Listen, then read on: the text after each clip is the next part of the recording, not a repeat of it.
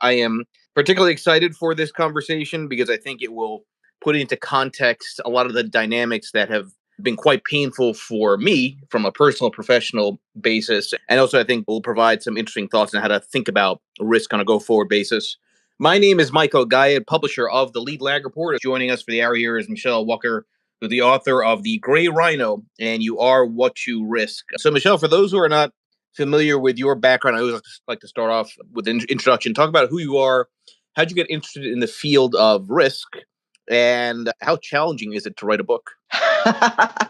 Well, how challenging is it to write a book? You don't want to know. I always tell people it's something you should only do if you can't not do it. It's kind of like having a kid. But I started my career as a journalist and financial journalist, writing about emerging markets debt, and particularly the Argentina crisis, which was an inspiration many years before I started the Gray Rhino. I'm now a recovering policy wonk, former media and think tank executive. And right now I do a lot of speaking, strategic advising, and I live in Chicago. And I came to the Gray Rhino because in 2010, 2011, as Greece was starting to have some major problems, debt going up, reserves going down, economy shrinking, et cetera, I saw a lot of parallels to Argentina, 10 years earlier, where it was obvious to everyone that there was a big, scary crisis coming.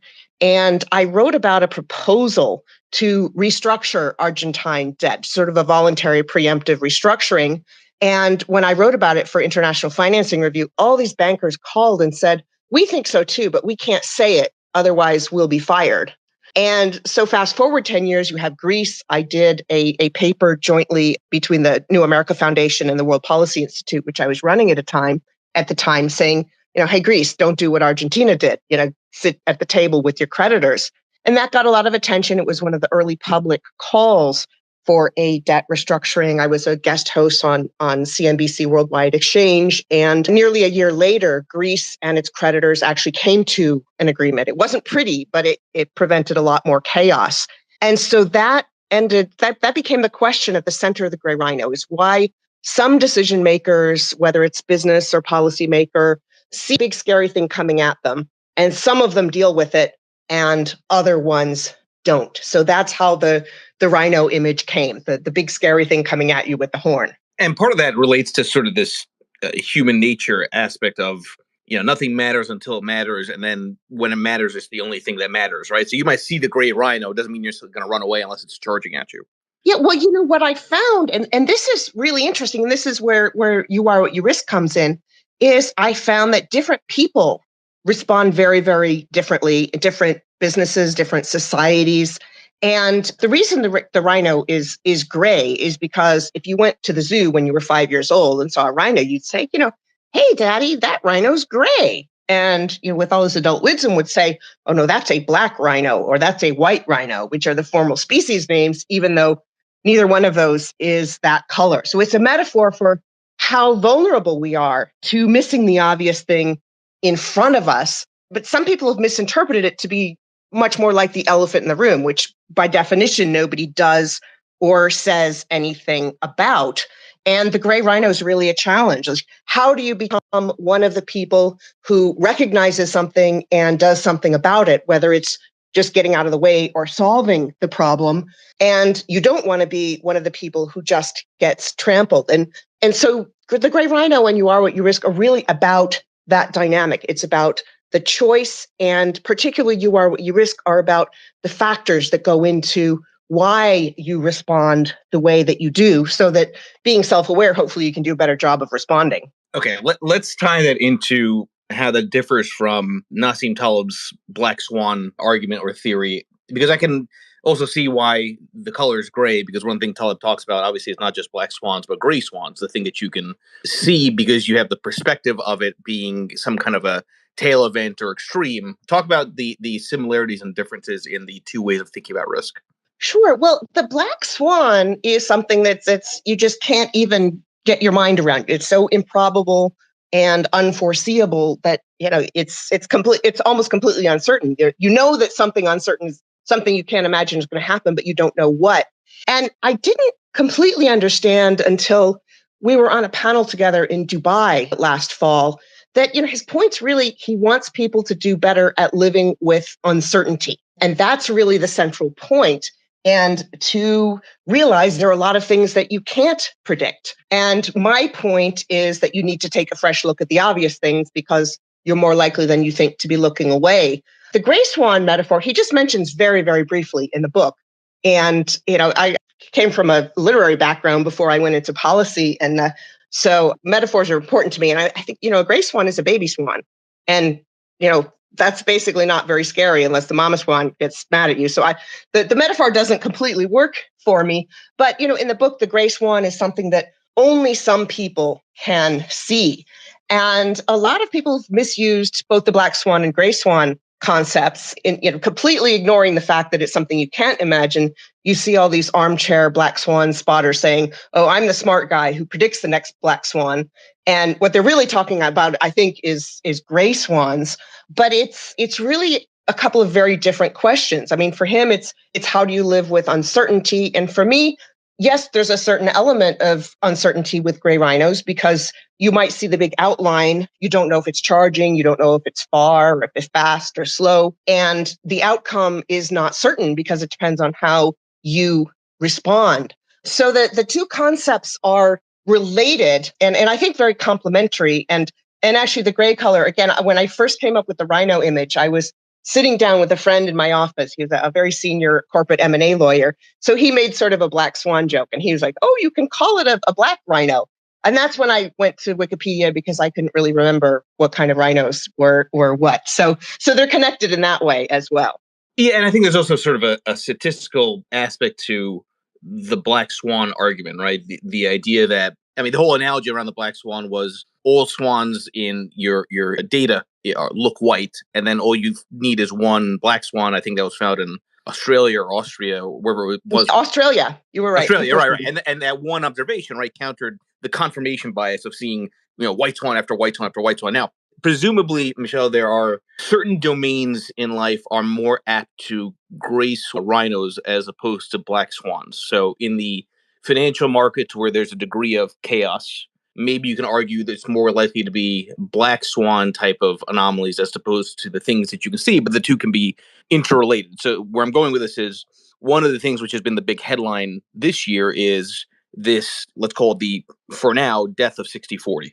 All right, that's 60% stocks, 40% bonds have both gotten utterly destroyed in this. Yes, you could have argued, and many people have for many years, that this was going to come. You were going to see some kind of catastrophe in the diversification of benefits against equities.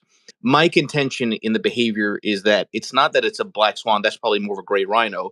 The black swan for me is the way that it played out, the sequence, right? That I put out a series of tweets over the last couple of days, basically showing that you look at the number of weeks that treasuries have lost money this year as a percentage of the year.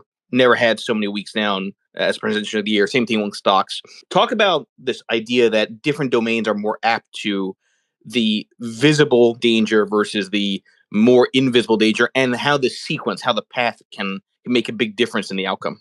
Oh, absolutely. And this, relationship between gray rhinos and black swans is important. One of the things that I absolutely love about the English language is that the technical zoological term for a group of rhinos is a crash. And I often say behind every black swan is a crash of gray rhinos.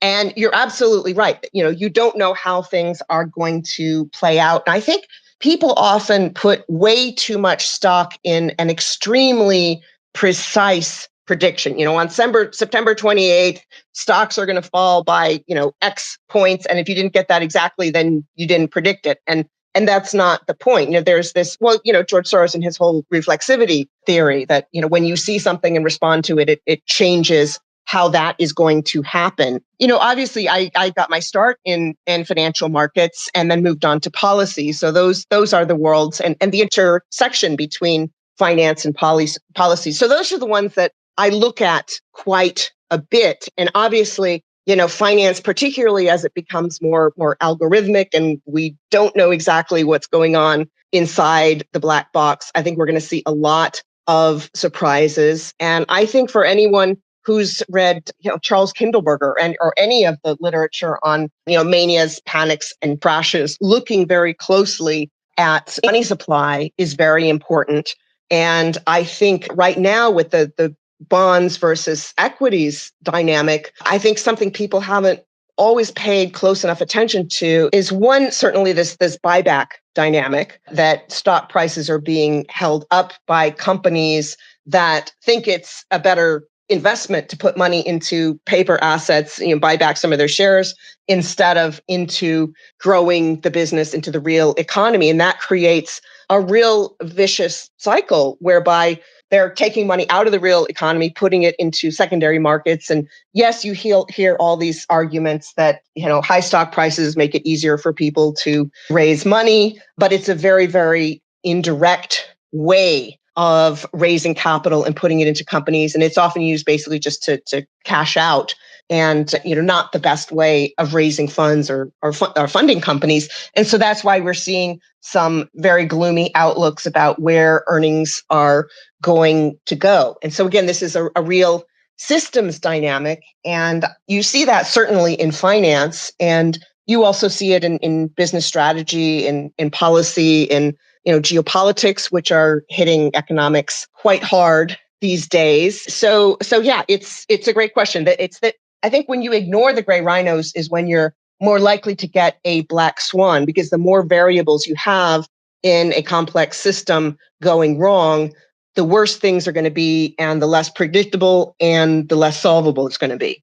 Yeah, no, I find myself nodding as you're saying that. I think the way that I myself, in hearing that, would just for myself frame it is the endpoint might be the gray rhino. The path to the endpoint is the black swan, right? And if you're an investor, the path in theory shouldn't matter because you're playing for the endpoint. If you are a trader, that path is everything, right? In terms of any kind of rotational approach or any kind of risk management that you're trying to do, it's that sequence which makes it the outlier as opposed to the endpoint. It's kind of like the difference between an analyst and a PM is the analyst worries about the endpoint, the PM worries about the way that you get there, right? Because that's what determines fund flows. Now, it is interesting to think about the gray rhinos I shared in the nest for those that are in the space. That which is obvious, probable, high impact, offers a choice. I want to focus on the offers a choice, forward looking and dynamic. And you mentioned that the idea came to you because you were seeing what was happening with Argentina and then Greece, obviously. A lot of people here will argue that there's a very big gray rhino, which is US government debt. It's a similar dynamic, right? Obviously, we have the reserve currency. But that point about choice, I think, is interesting in a democratic system because I think we can all agree there is a real threat to the system the more that debt keeps acting this way, unless you really do believe in MMT. But we can say that for another discussion, right? I believe in unicorns and fairies too. Right, exactly. So let's that'll be maybe the sequel, right? So to the book, but I want you to talk about the gray rhino of fiscal debt here for a moment. And I'm not trying to make this political by any means, but I think this is something that everyone sees as being a real threat, but nobody's really doing anything about it. It's such a complicated issue because you do get this merging of political, and we've certainly seen political shocks to the US Treasury market, whenever you get the budget impasse and there's noise about, well, maybe we'll restructure it. Luckily, we're not hearing that much talk lately. And then the other part of that dynamic is very complicated. It's the sort of tension between the monetarists and the fiscal policy side. And that if I feel like we've relied way too much on monetary policy and on broad brush monetary policy that has created a lot of this financial asset inflation and has left the real economy behind. And the other part of fiscal policy is that a lot of people don't understand the difference between investment that's going to create higher GDP in the future and higher tax revenues and better fiscal situation, and just, spending. And opinions on that have become so politicized that it's become so hard for this country to sit down and say, okay, here's what we agree on. Here's the goal. We might disagree on how to get there. Maybe, let's do a couple of pilots on either side of things. But, you do have a relationship between fiscal and monetary policy. And of course, as interest rates go up, it constrains what you can do on the fiscal side. And I think a lot of people are watching the Treasury market very, very carefully on that side. This notion of central bank independence and how that plays into this is really interesting to me. I did my graduate at Columbia, spent a lot of time in Latin America, followed, Venezuela as they made the central bank independent and then dropped it. And the economy went south, and sort of, the Bible in the West is this independent central bank. And then I've been spending a lot of time in China. Well, not the last 2 years, obviously, but in touch with China the last 2 years and in China before that. And the view on the independent central bank is completely different. It's like, the interest rates move in tandem with government policy. My sense is that there's probably a happy medium. China's used much more surgical policies, both in regulation and fiscal policy, and even in monetary policy, different reserve requirements for different kinds of lending and things like that. And I think those are some things that we really might want to take a closer look at in the United States. And the final point, briefly, is this whole question of accounting for sovereign debt. And this is something I spent a lot of time thinking about during the crises, is that, banks can hold sovereign debt as a zero risk on their balance sheet, which means that, they're not marking them down as the markets are saying, hey, maybe this is a little more dangerous. And so it becomes that much harder when it's obvious to people in the market that you need a restructuring. And obviously, I'm not saying that US debt needs it, but we're going to see it in emerging countries, which are being hit very hard by US interest rates, that there's this problem with risk pricing in bank accounting, because they are in a position to lose 100% or a much larger number because they're not marked to market. And I think that's going to become an issue going forward as well. That, we have this idea that treasuries have the full faith and credit of the US government behind them. But because we're having such political problems in the US, and because, the former president talked about, well, maybe that full faith and credit doesn't mean so much, we ought to restructure that. And just like we did with my the casinos and real estate, those sort of comments, or the impasses over government spending and, for a while, we're not going to pay employees, we're not going to pay debts.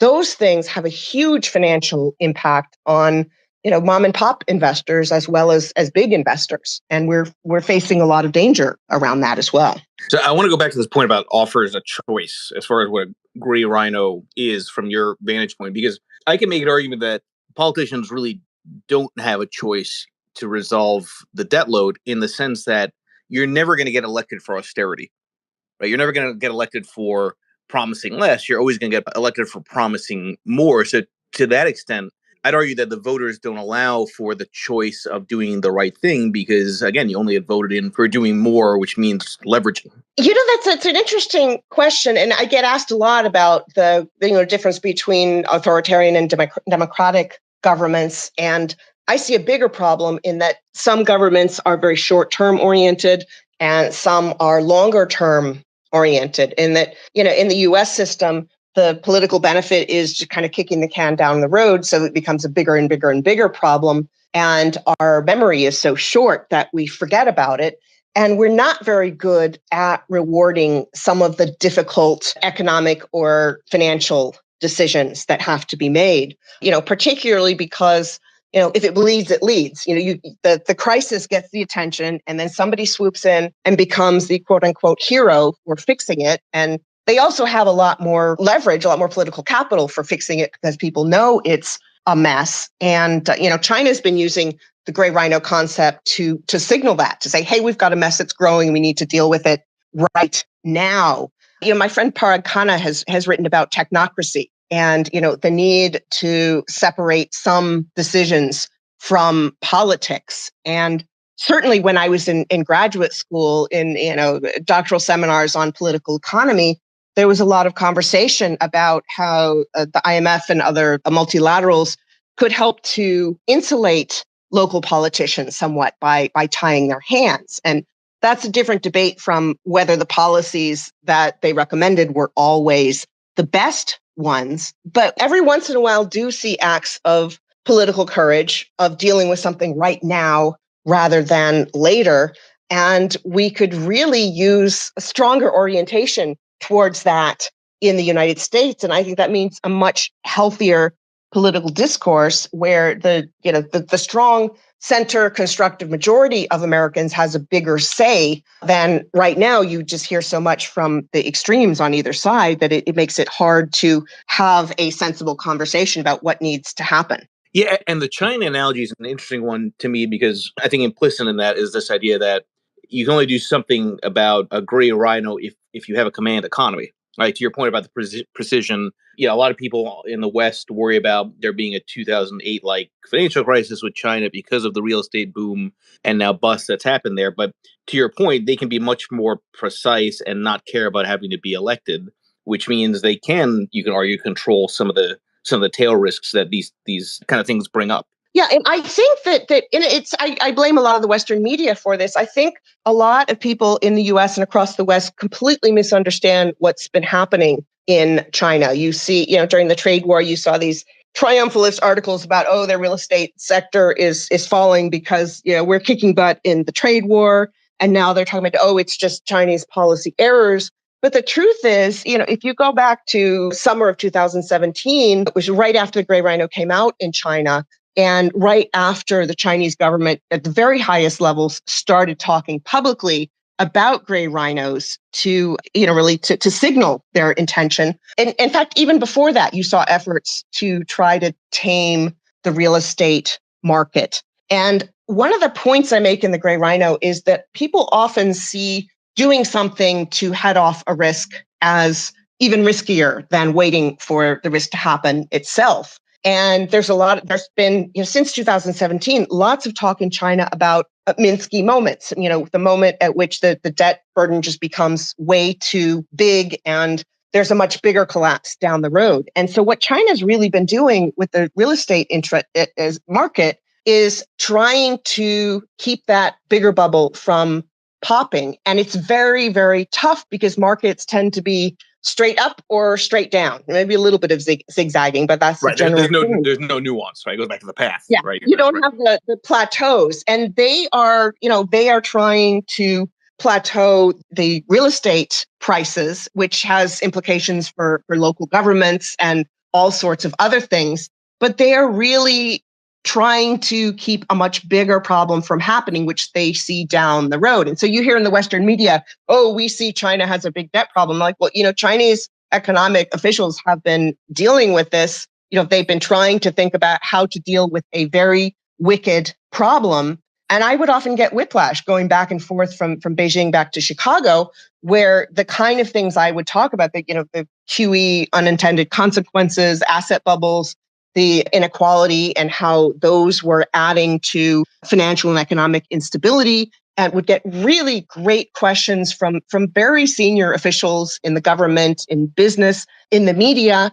And then I'd come back to the US and the attitude was, bubble? What bubble? Let's just pump more air into it. And it's really been interesting to me to see the very different societal attitudes towards risk, individuals, policymakers, businesses. And I found that in China, elsewhere in Asia too, where they tend to be much more aware and talk much more openly than in the US, which is interesting because the stereotype in the US is that you can't speak honestly in public in China. Well, I've been on very, very dynamic debate stages about the economy where people have not been mincing their words in China. And I come back to the United States and people they don't want to talk about it, where, I see a gray rhino charging at us and they still treat it like it's an elephant in the room where, we'll just accept that nobody does. Well, not nobody. There's some very, very smart people who do speak out about it, and certainly in financial Twitter, and some of the people I respect in the economic Wall Street and policy crowds. But for the most part, and in the more popular media, you don't get as much attention to risks and the importance of dealing with them in a proactive way. And I think a lot of people make money off of that. And I think that's part of why we don't hear more about it. Okay, so let's dovetail that a little bit into a discussion around perception of risk, right? Because one of the things that you had sent me a direct message on is that you want to talk about how different outside forces maybe impact the way that risk is perceived, as well as our own histories, right? Personally and from a historical perspective. In other words, not all risk is created equal because there's a subjective element to risk, right? From that standpoint, I think. Talk about that dynamic because if you're a quant or you're somebody who's a statistician, usually it's very definable what risk is. But because a lot of risks are not as cleanly defined from an perspective, how does bias impact perception and then ultimately action? Way more than most people pay attention to. And your point about quants is very well taken and goes back to the classical economic definition of risk as something whose probability you can quantify, more or less, and uncertainty as being something that you can't. But as we saw with the credit ratings on, say, the subprime mortgages, sometimes those probability estimates are pulled straight out of the air, or another three-letter word that starts with A that I won't use. So that I think sometimes we rely way too much on numbers. And each number is the sum of all the inputs that went into it. And as we've seen with algorithms identifying pictures on the internet, sometimes, or say in recruiting, choosing job candidates, sometimes those biases that the machines pick up are very much human biases. And I argue that you need to look both at the as quantitative a measure as you can come up with of risk, and the emotional side, and how those interact with each other. And it operates in slightly different ways in policy, in markets, in organizations, and among individuals. And I look at basically three elements that work in any of these. And one is the innate personality, or the innate culture or values of a country or organization. Second is the experience, the lived experience. Have you taken a risk and it went well, or did it go badly? And how do those interact? I mean, some people will cut their finger with a knife, and they only want sporks from going forward. Have someone else chop things up for. And someone else says, "Oh, I lived through that and I'm fine, so I'm going to go be a sushi chef."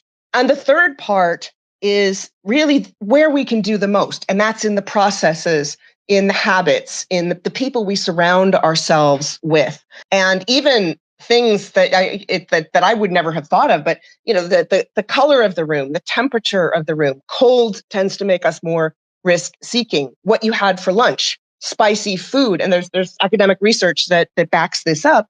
Spicy food makes you more risk tolerant, or the tempo of the music, or the fragrance. And the big part is the people around you, whether they are coming from similar perspectives. I call the combination of this innate characteristics plus lived experience plus the built environment, if you will, the risk fingerprint, like a real fingerprint. If you have people with very similar risk fingerprints making choices, then you are much more likely to let those biases slip through and not make great choices. And this can happen in groups or in small groups. There's a trading coach I talked to who talked about one of the teams that he had worked with. It was the highest performing team in the company. And one of the team members was very aggressive, very comfortable with risk, really get out there, almost leap before you look, work on gut instincts. And the other one was much more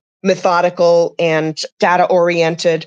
And they would bring both of their perspectives together. So it's that combination of what you bring to risk perception and your appreciation of different perspectives and your self-awareness. And so if people did a bit of a temperature check, before they traded, before they made a big investment, and say, hey, I always dive in head first. Should I bounce this off of my buddy? Maybe that'll be a better outcome. It's the conversation. And someone who just wants to invest in CDs. I actually talked to someone whose wife was that way, and it was because her dad had gone bankrupt and lost everything, and he was a risk professional. And so he obviously had much more comfort with risk taking, and the two of them came up with surprisingly a diversified portfolio that made both of them comfortable. Or another friend of mine, she's a serial entrepreneur, a very, very impressive one. And she laughs about her husband just wants conservative mutual funds. So it's that combination of what we bring to the risk in front of us. And the other part is that the faster we perceive the risk, the better equipped we're likely to be to deal with it, particularly the more information we have with it. And then that materially changes the likelihood of the outcome. It's like going into a room of funhouse mirrors at the county fair, that when you change your perspective a little bit, it actually changes what everything looks like.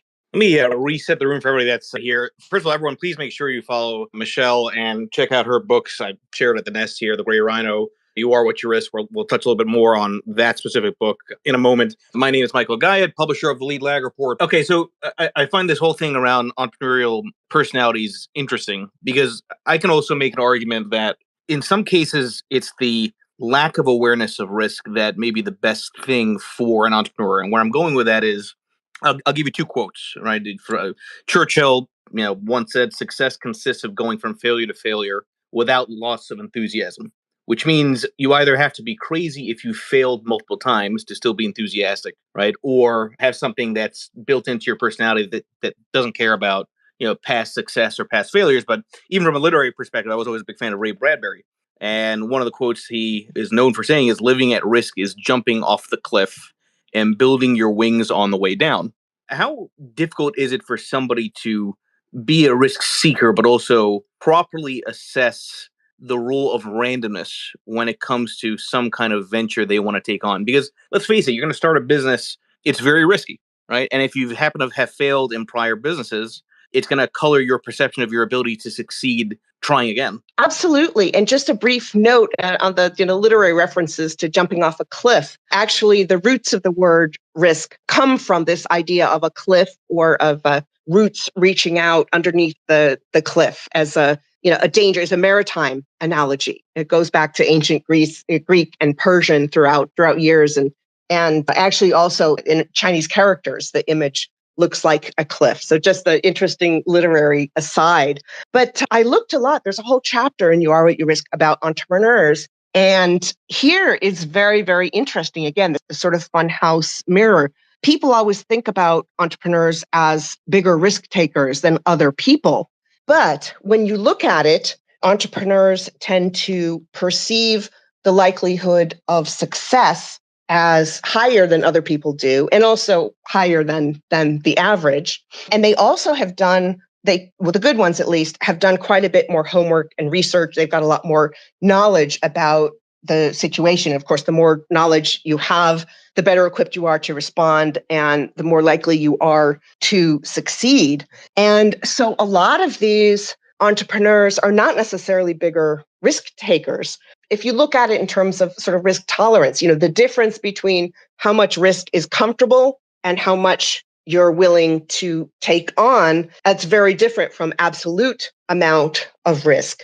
And the other part is that you've got a growing number of solopreneurs, small businesses, particularly since the pandemic. And I looked at some research that was done before the pandemic of freelancers and solopreneurs, and they perceived risk very, very differently from people who, quote unquote, work for the man. They saw having a diversified source of revenue that they controlled to be very important. And actually, a sense of control affects how much risk we're willing to take on. They also felt like they also were much more likely to continually learn, to do ongoing education, to build skills, much more so than people working for the man. And, I remember just from my own experience, I was the Latin America bureau chief at International Financing Review. I had my own magazine, IFR Latin America, that fell casualty to the Argentine situation and its impact on emerging markets in 2001. And so we put out the announcement that this was the last issue, and I got a bunch of phone calls from bankers and consultancies, people wanting me to come work for them, and that was my same sense. I'm like, I don't want my identity, I don't want my income to be tied up to one source that I can't control because there are 1,000 layers of bureaucracy above me. So, entrepreneurs are very interesting. There are another couple of examples from You Are What You Risk.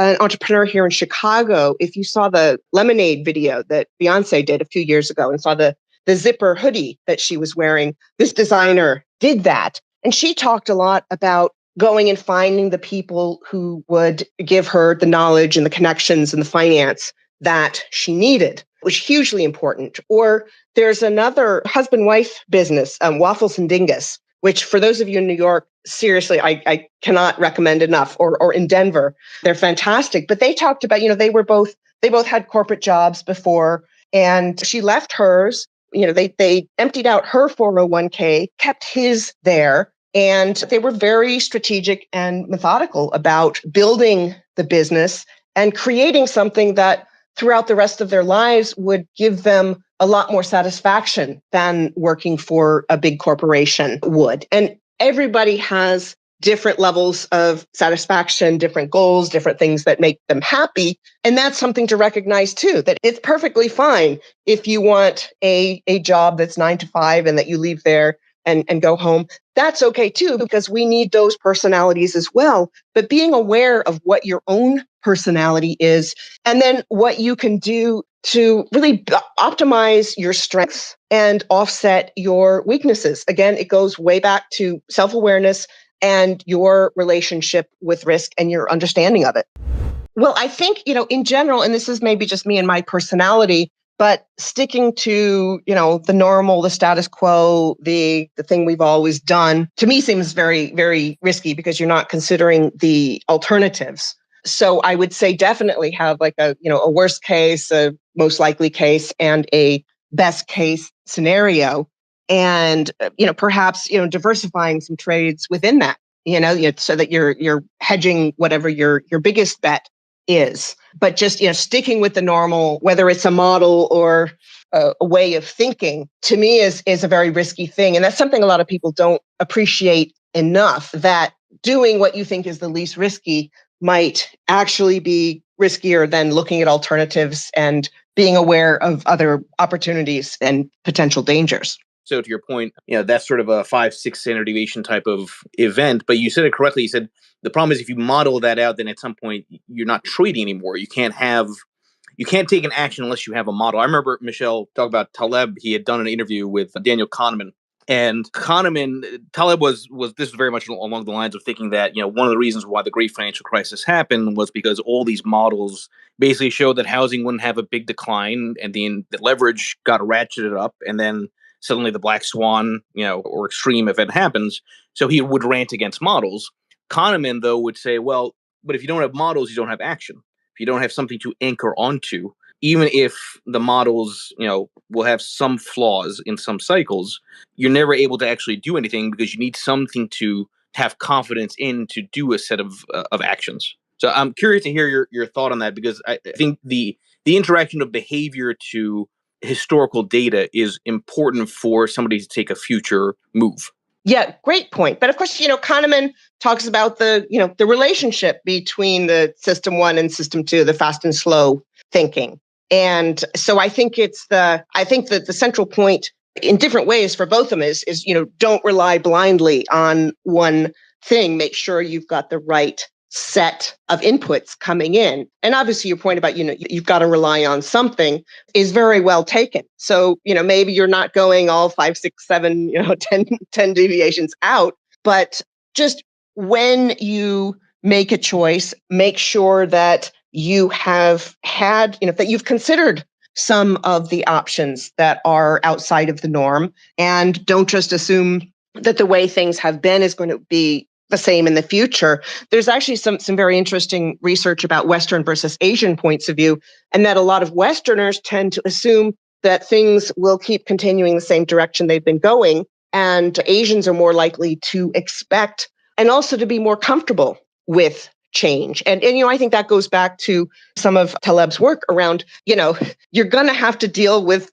uncertainty, so deal with it. And for me, one of the ways of dealing better with uncertainty is to take some small risks, because in real life, risk and uncertainty are inseparable, no matter what the classical definition is. And a lot of people might be afraid of taking a risk, the potential for loss. For some people, they have weird psychological things going on where the potential of being right or winning is what's scary to them. But, taking little risks on a daily basis, wear a different outfit, go a different way to work, try something you haven't eaten before. I mean, it sounds kind of silly, but it's the same principle, that if you are used to doing things that are a little bit different from what you always do, you're going to be a lot more comfortable in situations where there are big changes that you can't predict, that you can't control, and you learn to be more flexible, or more agile is the buzzword is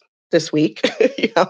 Yeah, it reminds me of that. I had to put a tweet, a video clip of David Bowie, of all people. Basically, he was being interviewed and he said something along the lines of, you want to get just as far into the water that you can barely touch the bottom with your toes. That's where the magic happens. That little bit of extra risk or something that makes you just a little bit uncomfortable is often where you get the biggest payout. Yes, exactly. And it goes back to diversification as well, is that, if you're not super careful, comfortable with making a bigger risk, well, take 5% of your portfolio and have a dynamic approach to what's going to happen going forward.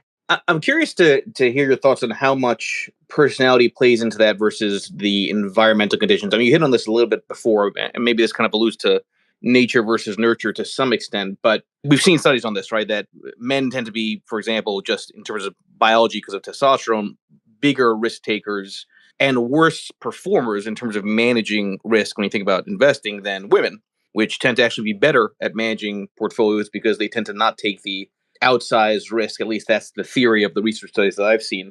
That's like a biological way of risk, not just being perceived, but the way that people actually take action on that. But how much is in that battle of environment versus the self? Do you think it's more environment that drives risk perception, or is it really more about one's personality, one's way of upbringing? Oh, you've hit on one of my favorite subjects, soapboxes, but it's the interaction. It's, like a real fingerprint, you've got the whorls and the loops and the arches that you can't change. That's your personality. You've got the experience, which is, the knife cut that leaves a scar. And then you've got the environment, the soft lotion or spending too much time in the bathtub. And all of those interact. But, the one person will freak out if something goes wrong and become much more conservative. And somebody else will say, "Hey, I lived," and they'll keep going forward. And then that's what you use to come up with a system of, the peers around you and your environment and music and habits, processes, decision making, who you hire, how you hire them.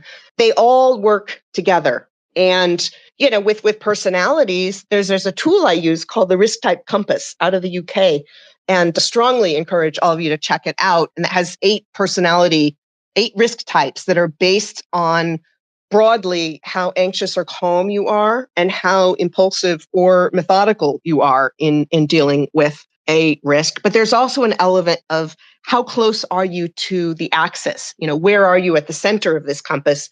And that shows how set you are in your ways, depending on the type. And so I think that determines part of this interaction. But on the subject of women versus men, that's really fascinating. It depends on the area. There's certainly research that shows that in driving or drugs or risky sexual behavior or things like that, men are off the charts more likely to do than women. There's research that shows that women are more likely to take social risks, which is saying the thing that nobody wants to hear. And some of that's because of experience, having, myself having been the only or one of only a few women in the room where kind of people look at you sideways if you say something, or if they ignore you, or 2 minutes later, some guy says the same thing and he's applauded when you were ignored. So, women have a lot of experience with that, which is, I think, why they measure higher on social risk tolerance. There's also research that shows that at the same level of experience and education, men and women make very, very similar risk choices. The situation under stress that you mentioned, notwithstanding.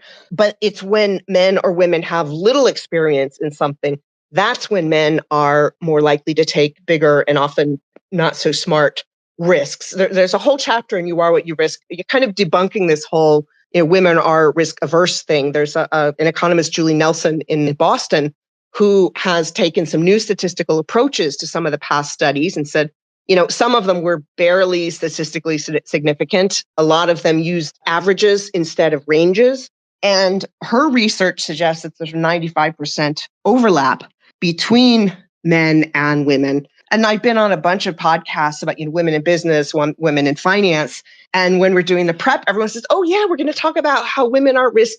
I just call it the A word. I hate that word now. And I said, no, that's not what we're going to talk about. Exactly the opposite. So there are lots of misconceptions about that lead to lots of real world consequences, like, women or men being promoted or not, or the kind of treatment that women get at doctors, or the amount of money that VCs give to women founders. I interviewed in the book Genevieve Tears, the co-founder of SitterCity.com, who a couple years ago, Entrepreneur Magazine said was the woman who'd raised the most money in Illinois.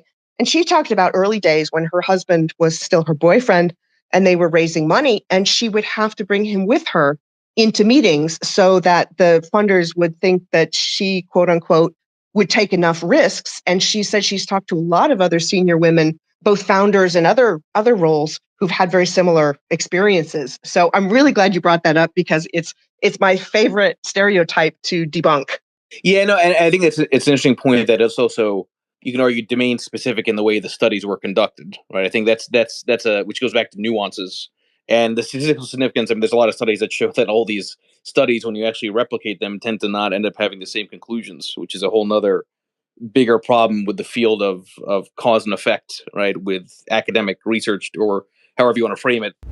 No, and it's interesting, and Michelle, I'll go to you on this too. But that reminds me very much of in the midst of the COVID lockdowns, there were all these models basically showing, by in a few months, these are the number of people that will be infected, the number of people that will be dead, and all this got pushed out in the media.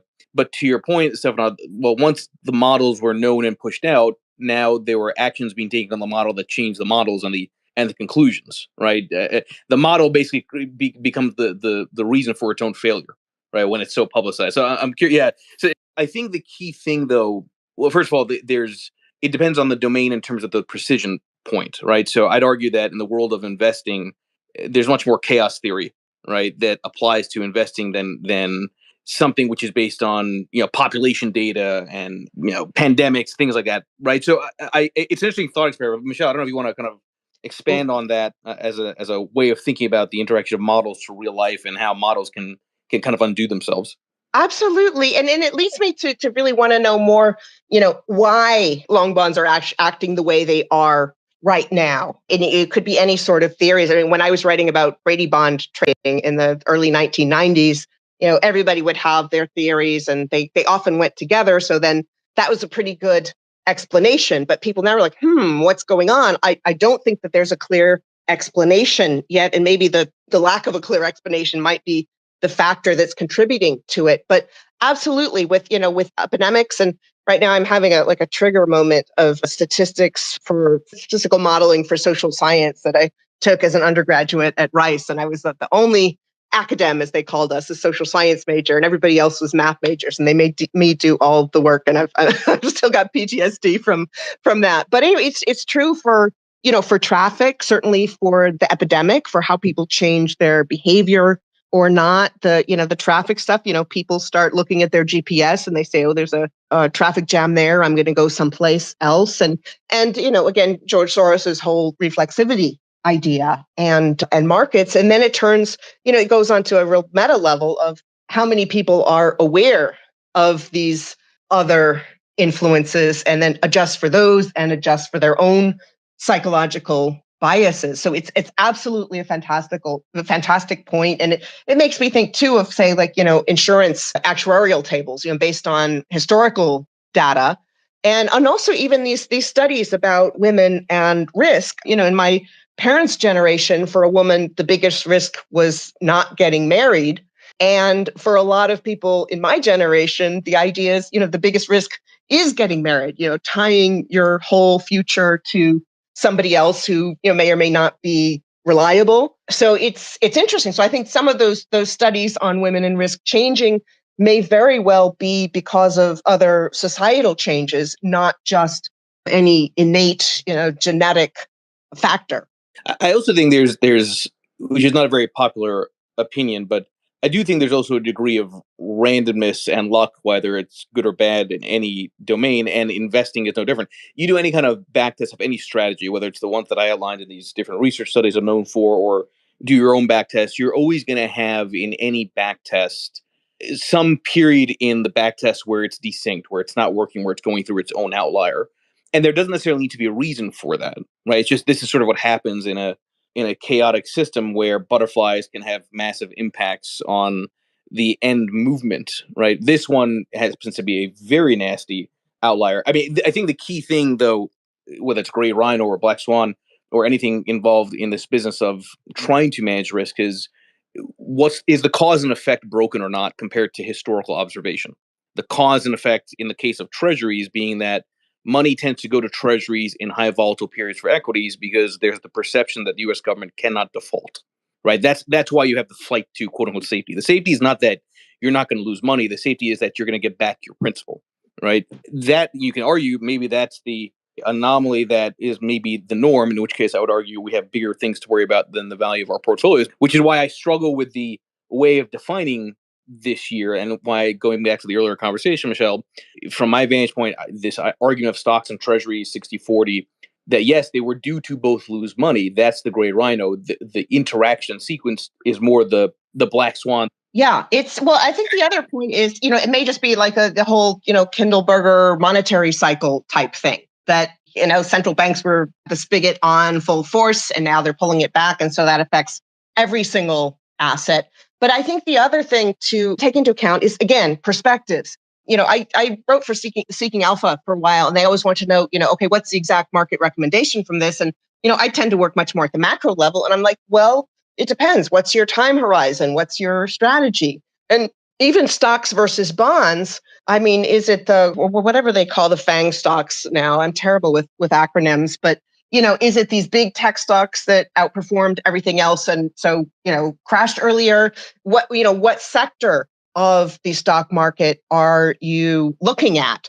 Because that's also going to change the nature of the risk. It drives me crazy sometimes. I'll get asked by media or by clients, okay, what are the top gray rhinos? And I always have to preface it with, well, it depends on your perspective. Because it's going to look. You should preface it by saying the only way they know is by buying the book. that's the marketing answer to that. Well, they want me to talk to them and pontificate about whatever current thing is going on. But it's true. It's different for other people, and the concept does work the best when people identify it for the angle that the gray rhino is coming directly at them. And I'm happy to go on about what gray rhinos I see for X, Y, or Z. But it's the emotional effect, the picturing the big giant thing coming at you. Speeches, sometimes I will show a video of this, rhino charging, and the whole room goes, and you can hear and feel that gasp. And creating that emotional reaction is what drives behavior change. And I mean, just as Aesop and all these other people who used animal metaphors know, that's what I'm driving at. It's the identify it yourself and what's the thing that scares you the most. What are you doing about it, and how could you do it better? And and the unfortunate truth, which is that sometimes the only action is to wait it out. I always go back to this point, at least again in the domain of investing, when you're desynced, and I've been incredibly desynced with my own strategies, you can't chase the cycle has to come to you, which means oddly enough, sometimes the best way in the world of investing to avoid the great rhino is to not move, which is no different than which is again a very strange concept. I mean, you can make the analogy with bears, right? The best way to avoid a bear attacking you is to literally play dead, right? While it's coming at you. So anyway, more of a interesting kind of thought experiment. But Michelle, for those that are here, they're in the space. This is a phenomenal conversation. First of all, again, everybody, please make sure you follow Michele Wucker and check out her books available on Amazon, all your various platforms there. What would be the biggest piece of advice that you'd give somebody when they're faced with that gray rhino that's just about to start to run at them? How do you think that people should frame the risk of getting hit in terms? I know this is very generic and obviously very domain specific, but what should one do when it looks like it's almost too late to run away?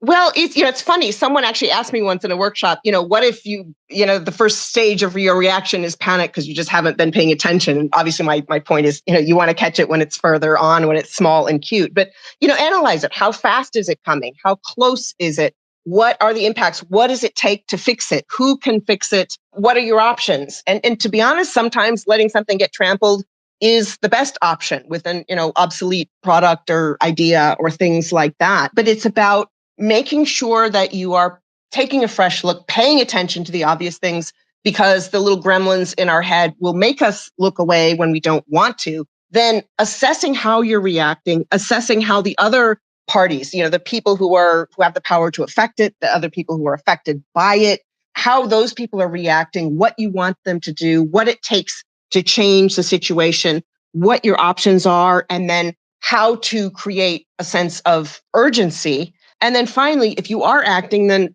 evaluate what you're doing. Is it working? Do you need to change your course or not? So it's a whole analytical framework that's possible to apply, because you can see at least the outlines of the thing in front of you instead of not being able to imagine it at all. No, very, very well said. Thank you, everybody, for joining this morning. Michele, really do appreciate your time, your knowledge. I'm myself going to read your book because it very much resonates with me. And I think the more that people understand how to think about risk, whether it's obvious or not obvious, the more likely one is to have a better outcome over multiple roll of the die, which is a whole nother discussion for another day beyond the small sample. Thank you, Michele. Thank you, everybody. Appreciate it.